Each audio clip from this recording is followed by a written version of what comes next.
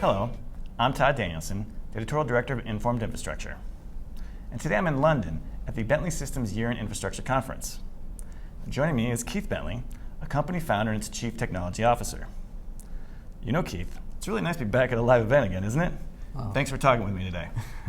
It's wonderful to be back meeting with real professionals, people who make their living in infrastructure. You know, you just can't get that over Zoom. Right. Seems to me. So you just recently spoke at the keynote and you talked a lot about the new technology coming out.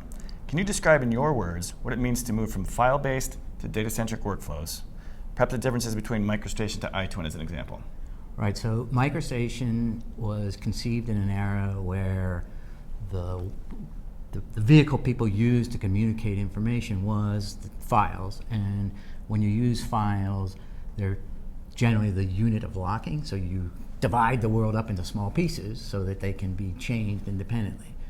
That works really well for designing, but if you're trying to convey information to somebody about the big picture, sending a series of files tends to cause disruption.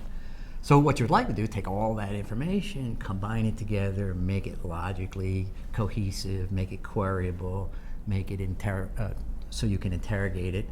And so that's kind of the iTwin philosophy, is take the information from the files, put it into a single database, put that database accessible everywhere, and that's what our kind of phase 2 of our iTwin platform is about. Can you describe how the iTwin platform has evolved from the first official version in 2018 to now? Well, the platform itself is substantially different than it was when we first created it. It is open source, so we've had lots of feedback from people who use it.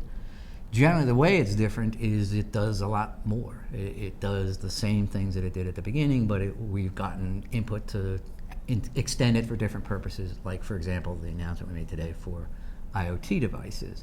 You know, if you've got a real live, accurate image or model of some infrastructure, connect it up to live sensors, it makes a lot of sense, and we didn't do that at the beginning of the iTwin platform, but it now does. Is fundamentally the differences not that much, other than what's being added? I would say fundamentally it does the same thing better and more. So no, we did not reinvent the iTwin platform over the course of its lifetime. We merely extended it. Okay, perfect. So what is the importance of iTwin being an open platform to its success and uptake? Well, I think the success of digital twins in general kind of relies on the information contained within a digital twin has to be accessible everywhere. Has to be clear that the people who create the digital twin own the digital twin. So we thought about, well, how could it become possible to create software that manages information that becomes so critical? And we thought the only way that really is going to work long term is if the software itself is open source. So what that means is people can, use the software, the source code to the software, and to create things without necessarily having to pay a fee to Bentley or anybody else. So I think digital twins and openness are hand in hand. I don't think the success of digital twins will be something that isn't open. So given that, we decided we wanted to make our platform as open as we possibly can. And that's what we've been working on. Talk a little bit about how more open it can get in the future. Well, there are aspects of the platform that deal with specific types of data. So you talk about integration with enterprise systems, or you talk about the integration with reality capture. The techniques for doing that sometimes are proprietary and internal. So what we've tried to do is make it so that you can combine with systems that may be closed, maybe not necessarily open, but we create the data in an open. So it's really the interfaces that are open. And one of the things that I believe will happen more so all the time is the software authors of the digital twin solutions will contribute their code back to the community. And we're already seeing some of that with the companies that Greg was talking about this morning. They're making really extensive use of the open source, and they're actually making their own code open source as well. And I think it's good for the community, I think it's good for the users, and I think it's good for the prospect that digital twins can become a real thing over time. That sounds great. So in the keynote, you said engineers should be able to better reuse rich data from old projects into new projects to further industrialize design and construction. Can you elaborate on that a little bit? Well, a perfect example of that is, most projects today do not start from green fields. At the beginning of Bentley Systems, lots of projects were about creating new stuff. But more so all the time, it's about improving something that already exists, or maybe even demolishing something and replacing it with something. That happens all the time. To do that, you need the context of what was there, what is there, what should it be, what else have I done that looks like that, and there are techniques now, because the information becomes accessible, that you can say, well, find me the closest match that will satisfy this set of problems. Show me that as a background information, maybe copy some of that data in. And so instead of starting with a blank screen, you start with the history of everything you've done, or potentially everything you've done. Now, it's going to take some time before all the information gets into the digital twin so that the next project starts from a digital twin, but that's the way it should work, in my opinion. How will the iTwin experience help with data acquisition and asset maintenance, I'm sorry. Okay. Well, the iTwins, the concept of the iTwins experience is that there are lots of data sources that are aggregated together inside an iTwin, but they each have their own way of explaining what they mean and how they're created and who's allowed to access them. We tried to make with the iTwin experience some kind of unifying way that you can, for information that is common, you get a common experience. And then you drill down into types of information that is specific to a task or an individual or a project. And so it can be customized. But in general, there are many things that are similar across projects, across disciplines within a project. And we tried to make that as accessible as we can. So web-based experience, web-based is kind of the norm nowadays for presenting information. But sometimes you'll start from a web-based experience, you'll find the information you need, you'll extract some subset of it onto your desktop, you'll work for a time, post it back up into the iTwin experience.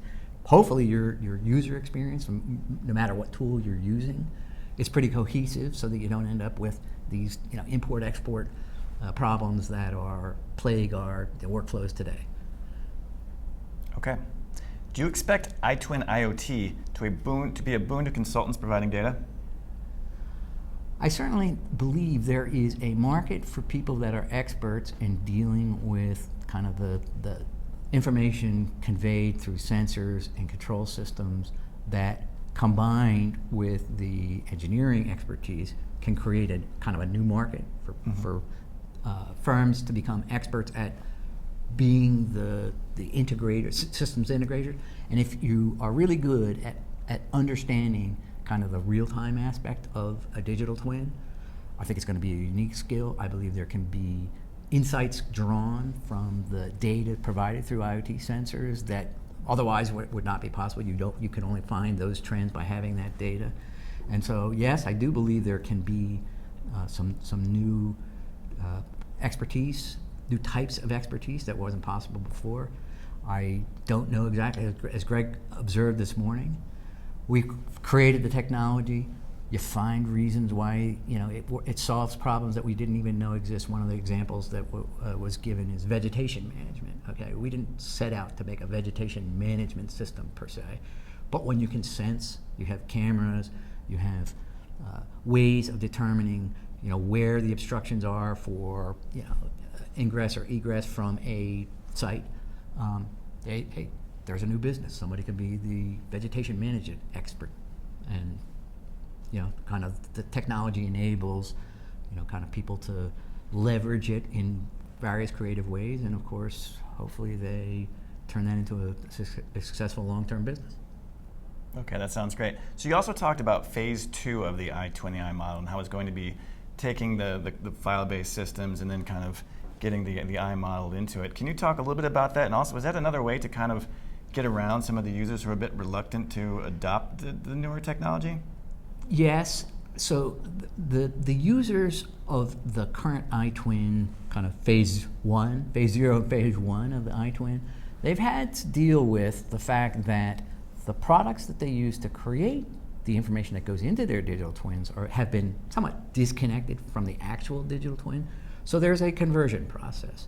And it is not an easy conversion process because, we talked about the dark data, the concept that engineering design tools create information in ways that automate the process of creating that data and managing that data, but they don't necessarily take into consideration all the other purposes that data could be used for. So that conversion, that connection, we call it, from the design tool into the digital twin has been a job of someone outside of the engineering profession.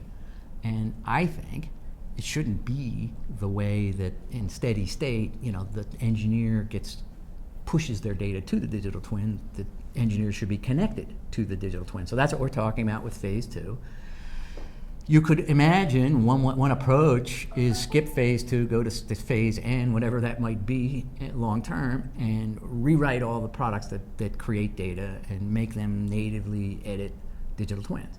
The problem with that is there's just a ton of existing work processes that are built on top of the current tools. So instead of doing that, what we've decided to do is to add digital twin capabilities to the existing tools. One of the reasons why I believe that is likely to be more successful than the Big Bang theory is people can incrementally start adopting it. So you can decide to use some digital twin.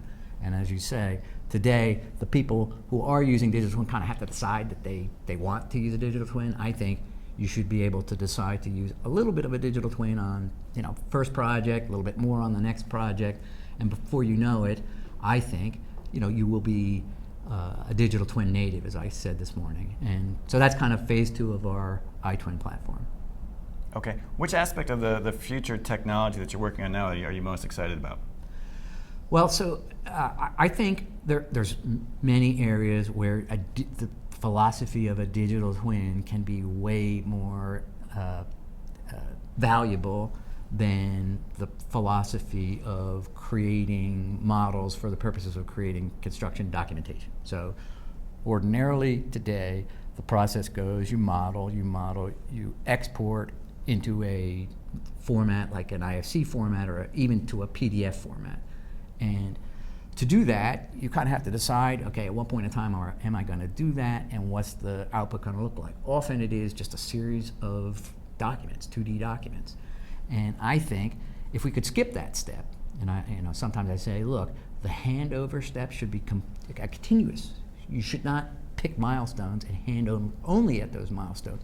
There's approval processes, but the incremental connection of the engineering process and the scheduling process and the construction process, tightening those loops, that's been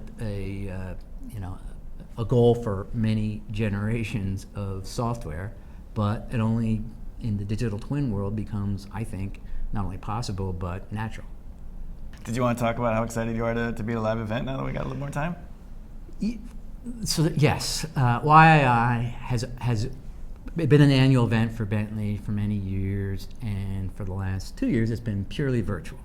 And while I'm a huge proponent of electronic communications and virtualness, I think that can be just a wonderful extension to our lives, but there's no substitute for sitting in the same room with someone, bumping into someone in the hall, listening to someone give a presentation live, raising your hand. Those kinds of things just kind of don't happen in a virtual event. So I'm way more excited about this year's YI after having missed 2 years, or having 2 virtual years. Mm-hmm. And I just think I wish more of our Bentley colleagues could come and connect, have the same experience I have sitting in the back of the room listening to someone explain how their project worked. You get so much feedback on, why things are important that you will not get, I don't think, or at least won't get to the same extent virtually. So live events, I don't like going, I don't like to travel, and I don't like some of the, drudgery of going to events, but you couldn't hold me out of this event. All right, that's good. Well, thanks for talking with us today, Keith. Appreciate it. Thank you. Enjoy the rest of your event, and I'm looking forward to seeing what happens next. Yeah.